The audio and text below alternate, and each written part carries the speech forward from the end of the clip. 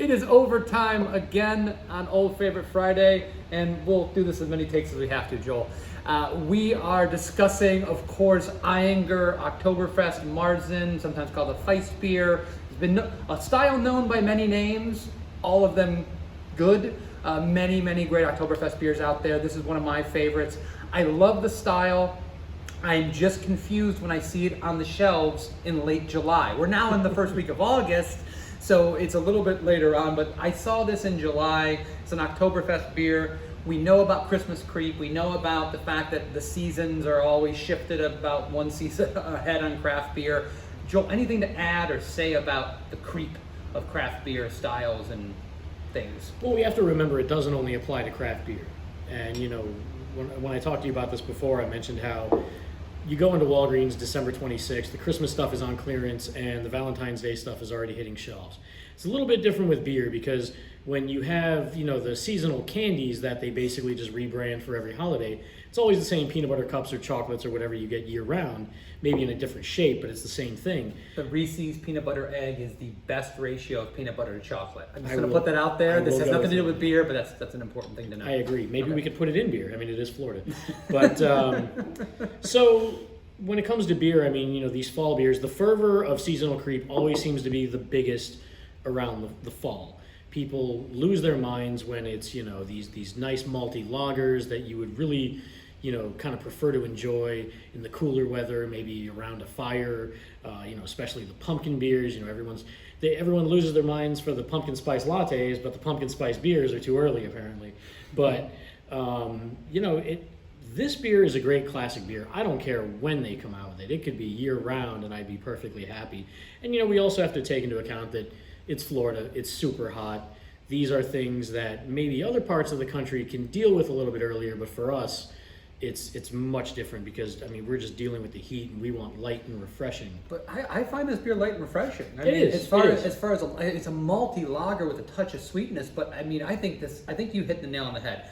I would drink a Märzen year round. Yep. And with happiness, with joy, I would drink it year round. And it's one of those styles that to me is unlike pumpkin beer, unlike Christmas beers, where they come out kind of for a time of year. It doesn't have to be. It's just kind of been shoehorned in that way. And I think it's kind of a shame because I do love these beers so much. I feel like on Old Favorite Friday, we're constantly featuring malty beers, malt forward beers, very often, with the perfect amount of dryness. This has a little bit of sweetness to it that's proper for the style, but drinkable.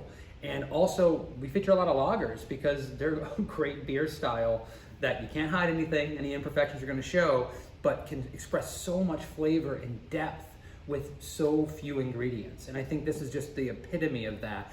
And we're going to end up featuring, I think, at least one or two more Märzens throughout the season here because there's several that I want to do and some that are made in the US as well that I really love. But is there anything you want to add about this style? Is this something are you like me? Do you look forward to this every year? I do. I love it. And if I actually get to go to an Oktoberfest event, it's what I'm going for. It is so drinkable and so flavorful at the same time. And I think just having the October in the name lends itself to seeming like it could be heavier, it could be maybe more warming and higher alcohol. It feels like there's a lot of misconception around it. And I think just having October in the name makes it feel like it's too early. Like I said, I would drink this year round. I think it's great. And I don't think after however long Ayinger's been in business, they're going to start rebranding for seasonality. But the earlier the better for me. Well, I find it interesting because they have this listed as Oktoberfest Märzen, and I wonder if they have different marketing for the European market versus the U.S. market. We do see that very often where things are branded differently. Like I said, we've seen it as Feist beer, we've seen it as Märzen, we've seen it as Oktoberfest. You see mostly Oktoberfest in the U.S. is where you see that branding the most. So I'm wondering if that is branded that way for our shores. Have you had Ayinger's Oktoberfest? Is this up there for you as in your pantheon of Oktoberfest beers? Yeah, absolutely. This one is really special. And like I said, I don't even know how long they've been doing it. It's got to be like centuries now, but it's beautiful. It's crystal clear. It's got that nice malt touch, but still kind of crisp, a little bit of a dry finish. I mean, just super drinkability from start to finish. Great beer.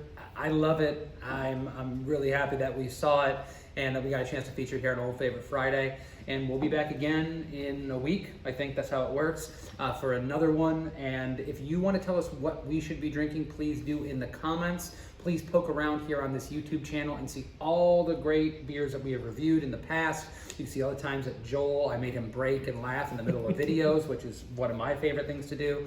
And just continue the conversation about great classic beers that we absolutely love. Cheers. Cheers.